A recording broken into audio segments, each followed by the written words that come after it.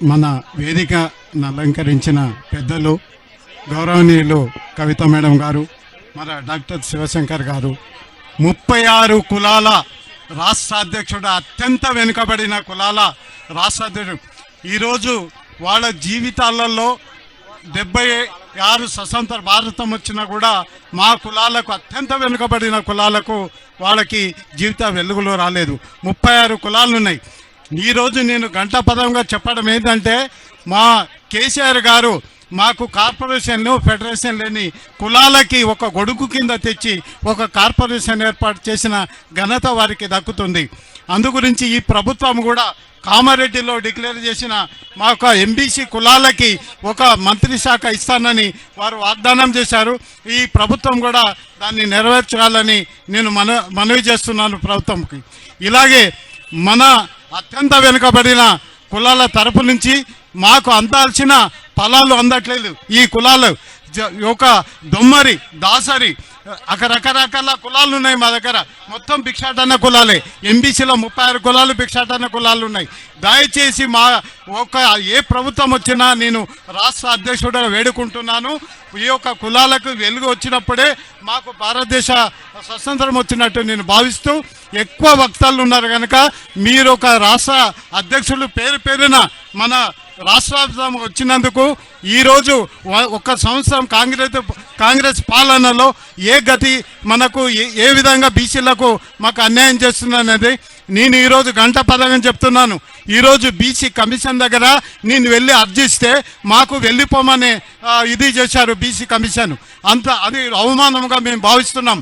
BC కమిషన్కి నా యొక్క ఈ 36 కులాల తరపు నుంచి ఒక విన్నతి పత్రం ఇస్తే ఆ విన్నతి పత్రం స్వీకరించకుండా బయటికి పంపించారు. అంటే మా కులాలకి అవమానంగా భావిస్తున్నాను. మీరు ఒక బీసీ కమిషన్ మెంబర్గా, ఒక అధ్యక్షులుగా, చైర్మన్గా ఉన్నారు కనుక, హలో రెండా బీసీ కమిషన్ చైర్మన్గా ఉన్నారు కనుక మీకు మాకు హక్కులు ఉన్నది. మీరు మీ ఇంటికి రాలేదు మేము పోమని వినడానికి. మా చిన్న కులాలని మీరు ఒక బయటికి పంపించడం ఒక రాష్ట్ర అధ్యక్షుడిగా మీరు సబబు కాదు. ఈ ప్రభుత్వానికి మీరు వెంటనే ఈ యొక్క మా మిగిలిపోయిన మీరు ఎన్ని వాగ్దానాలు చేశారో అన్ని వాగ్దానాలు పూర్తి చేయండి. మీరు మీ గంటపదంగా ఈరోజు ఏమంటున్నారు, మీరు చేత కాకపోతే వాగ్దానాలు చేయొద్దు. ఎందుకు చేసి మీరు ప్రభుత్వం వచ్చారు కనుక మా కులాలకి, ఎంబీసీ కులాలకి, అత్యంత వెనుక కులాలకి చేర్చాలి. ఇంకొక విషయం మీ అందరికీ మనవి చేస్తున్నాను. రాష్ట్ర వ్యాప్తంగా నీళ్లు, నిధులు, నియామకాలు తెచ్చుకున్నది తెలంగాణ. దీనికి కోసం మళ్ళీ 27 కులాలని తెచ్చి మళ్ళీ తెలంగాణలో కలుపుతామని భావ్యం కాదు. మీరు ఎందుకంటే అత్యంత వెనుకబడిన కులాలకి మళ్ళా మనకు ఆంధ్ర ప్రాంతానికి చెందిన కులాలు 27 కులాలని మళ్ళా కలపొద్దని ఈ యొక్క కాంగ్రెస్ ప్రభుత్వము అడుగులు ముందుకేస్తుందని మాకు సమాచారం వచ్చింది.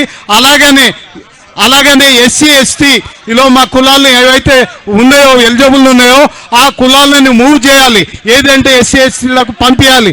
కానీ ఈ యొక్క కాంగ్రెస్ ప్రభుత్వానికి చిత్తశుద్ధి ఉండి మీరు ఈరోజు నేను గంటపరంగా చెప్తున్నాను, రిజర్వేషన్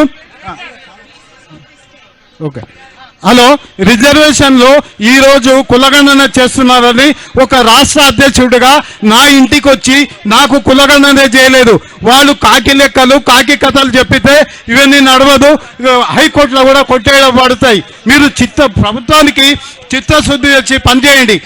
ఈ వేదిక ద్వారా మాకు అట్టడిగా ఉన్న కులాలకి మీరు అందరూ సహకరించాలని 36 కులాల ఎంబీసీ రాష్ట్ర అధ్యక్షులుగా మీ పేరున మీరు అందరూ వచ్చినందుకు వేరే వక్తలు ఉన్నారు కనుక నాకు ఈ ఒక అవకాశము ఒక అవకాశం నా 36 కులాల రాష్ట్ర అధ్యక్షుడిగా నాకు ఒక చక్కటి అవకాశం ఇచ్చినందుకు, ఈ వేదిక కల్పించినందుకు మీ అందరికీ, వచ్చిన వాళ్ళందరికీ, నా 36 కులాలు ఈరోజు అందరూ వచ్చే పాములో కూడా మా కులంతో ఉన్నది.